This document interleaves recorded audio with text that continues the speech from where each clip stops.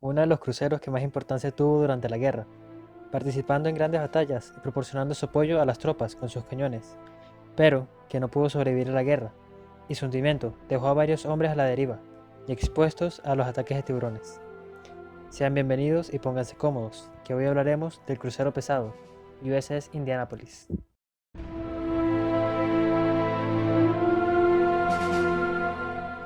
Puesta en grada el 31 de marzo de 1930 y lanzada finalmente el 7 de noviembre de 1931, el Indy, como también era conocida, tenía un desplazamiento de casi 10.000 toneladas en total, con una longitud de 610 metros y una manga de 66.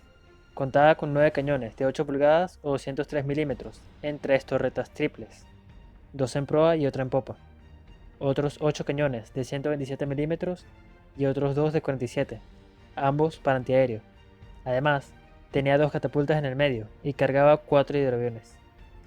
Su blindaje en el cinturón variaba entre los 83 a los 127 milímetros, otros 64 en la cubierta y otros 114 milímetros en las torretas, pero que pese a todo esto podía alcanzar una velocidad de 32.7 nudos y tenía la capacidad de viajar a 10.000 millas náuticas a 15 nudos.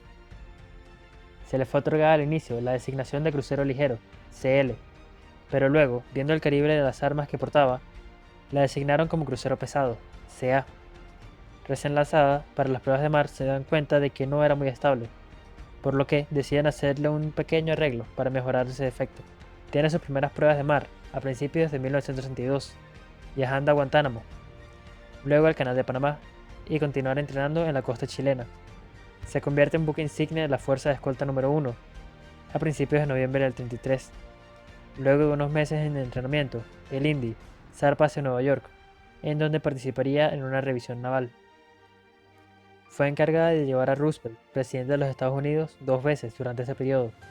En la segunda, se celebró el primer cruce de línea del Ecuador de Roosevelt. Durante el ataque a Pearl Harbor, el 7 de diciembre de 1941, el Indianapolis estaba en la práctica de bombardeo a costa, y luego del ataque se le ordenó buscar a la flota que ejecutó el ataque. Sin embargo, no puede encontrar rastro de ella, por lo que el 13 de diciembre regresa a Pearl, en donde es asignada a la Fuerza de Tareas número 11. Se reúne con el portaaviones Lexington y otros barcos, y la flota zarpa en febrero de 1942 hacia Rabaul. En el camino, son interceptados por un escuadrón aéreo japonés, el cual es derribado casi en su totalidad por los aviones del Lexington. La flota fue reforzada con otra flota basada en el portaaviones Yorktown. En conjunto, los barcos atacarían la isla de Salamaua, en donde los japoneses estaban organizando un ataque anfibio. Agarrados por sorpresa, los buques japoneses, tanto de transporte como de combate, fueron gravemente dañados. Regresa al astillero de la isla de Mare, en donde es reacondicionada para luego llevar un convoy a Australia. Es separada y enviada al Pacífico Norte a mediados de 1942 para dar su apoyo en las islas Aleutianas, que habían sido tomadas por los japoneses no hace mucho. Su primera misión allí fue bombardear bases japonesas en la costa de Kiska. Gracias a la niebla que había en esos días, los japoneses tuvieron complicaciones para asestar algún disparo con los cañones costeros, y antes de que pudieran hacer algo los cañones, fueron silenciados por el fuego de los cruceros norteamericanos. Los submarinos japoneses, en otro intento de hundir a la flota, también fallan, y fueron hundidos por las cargas de profundidad. Finalmente, aviones de reconocimiento estadounidenses confirman instalaciones destruidas y barcos hundidos. El ataque fue considerado como una victoria. Continúa con su apoyo durante el mes de enero de 1943 en las Aleutianas, haciendo retroceder a los japoneses poco a poco. En febrero, durante una misión de patrullaje, se detecta un transporte japonés, el cual, antes de poder pedir ayuda, ya había volado por los aires por los cañones del Indianapolis. Estuvo un par de meses dando cobertura en las Aleutianas, pensando que los japoneses se encontraban allí. Sin embargo, estos ya habían abandonado las islas. Luego de pequeñas modernizaciones entre agosto y noviembre, es asignada como buque insignia de la Quinta Flota. Esta empieza a bombardear las posiciones japonesas en Tarawa el 19 de noviembre, mientras las cabezas de playa eran aseguradas. Sigue atacando las posiciones japonesas a principios de 1944 en el atolón Kwajalein y en las Carolinas Occidentales. En este último, la flota logra hundir 3 destructores y 22 barcos de carga, además de dañar a otros 17. Además de que los japoneses pierden un total de 160 aviones, ya sea derribados o en tierra, destruidos por los bombardeos.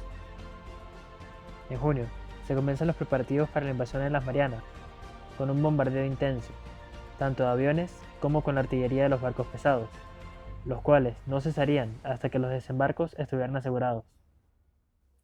El 19 de junio, luego de los bombardeos, la flota participa en la batalla del Mar de Filipinas.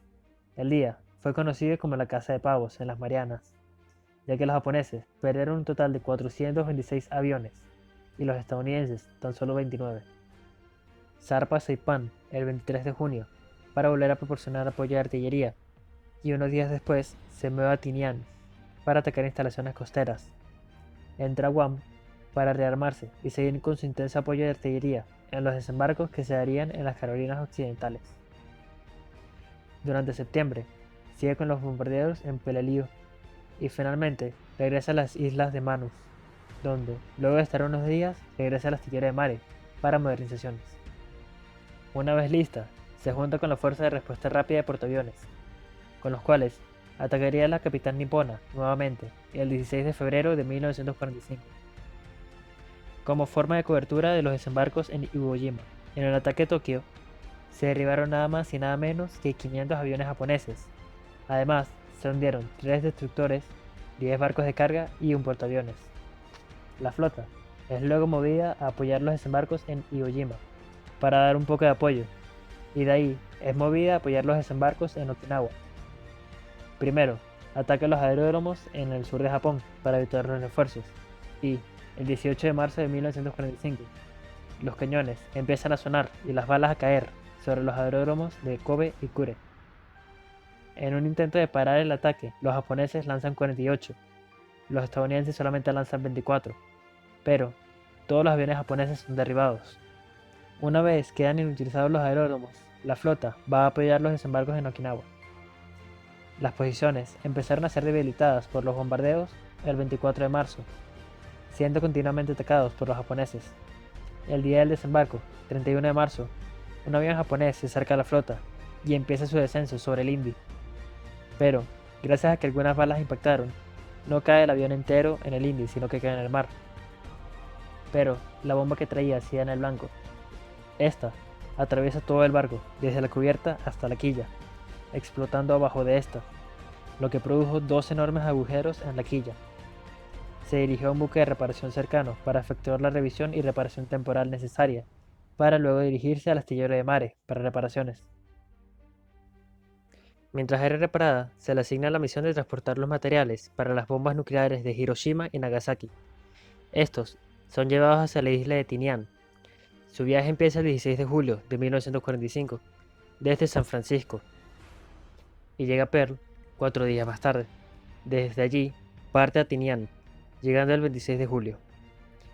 El viaje era de extremo secreto, casi nadie sabía sobre la misión, por lo que todo el trayecto estuvo sin ninguna escolta. Luego de dejar los materiales, zarpa a Guam, donde parte de la tripulación desembarcaría y sería reemplazada por otros que estaban en Leyte. Luego de este viaje, el plan era seguir apoyando en Okinawa con la Fuerza de Tareas número 95, pero nunca llegarían al destino. El 30 de julio de 1945, el Indianapolis es alcanzada por un par de torpedos de un submarino japonés. El primero impacta en el medio del barco y el segundo en la proa. Ambas explosiones causan un enorme daño al barco, hundiéndose en tan solo 12 minutos y llevándose consigo a 300 personas, de las 1.195 personas a bordo. La mayoría de los que salieron no tenían salvavidas, y tampoco habían suficientes barcas salvavidas, por lo que se quedaron a la deriva hasta que fueron rescatados. Pero, por si eso no fuera poco, la tripulación también tuvo que repeler los continuos ataques de tiburones, siendo este hundimiento el accidente que más ataques de tiburones ha registrado. La Marina no supo del hundimiento hasta 3 días después, cuando un PB-1 Ventura y un PB-2 encuentran a los hombres a la deriva. Y es aquí cuando se empiezan a movilizar las unidades de rescate, tanto aéreas como navales. De las 900 personas, más o menos, que se encontraban a la deriva, solamente 316 sobrevivieron. El resto murieron, ya sea por deshidratación falta de comida o ataque de tiburones, además de otras causas. El capitán también logró sobrevivir y fue el único capitán que fue llevado a corte marcial durante la Segunda Guerra Mundial en Estados Unidos. Se le levantaron los cargos de no dirigir bien el abandono del barco y colocar el barco en peligro. Sin embargo, Nimitz le revocó los cargos y siguió sirviendo en la marina. Con el tiempo se encontró que aunque el Indy zigzagueara, una medida bastante común para evitar ser impactado por un torpedo de submarinos, igualmente como mínimo un torpedo impactaría, por lo que el destino hubiera sido el mismo.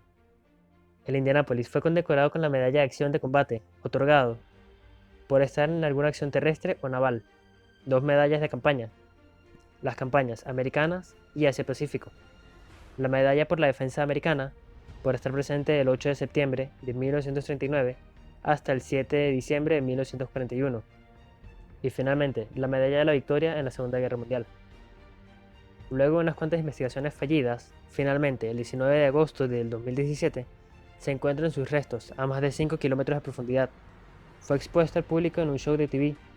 Poco tiempo después, se le fueron dedicados 2 museos, uno en la Plaza del Memorial de la Segunda Guerra Mundial en Indiana y el otro ubicado en Indianápolis. En esta se encuentra el crucero grabado en piedra caliza y granito, nombrando a toda la tripulación y con notaciones especiales a los que fallecieron. También en el cine podemos ver una referencia al barco en la película de Tiburón de 1975, en la que Quint, superviviente del hundimiento, cuenta la historia de los ataques de tiburones. Sin embargo, establece la fecha mal, diciendo que el hundimiento fue el 29 de junio del 45. Además, la película de 2016, USS Indianapolis, Hombres Valientes, se basa en el hundimiento. Gracias a estas referencias en películas, la gente volvió a interesarse en la historia del barco y en lo trágico que fue su final para la tripulación.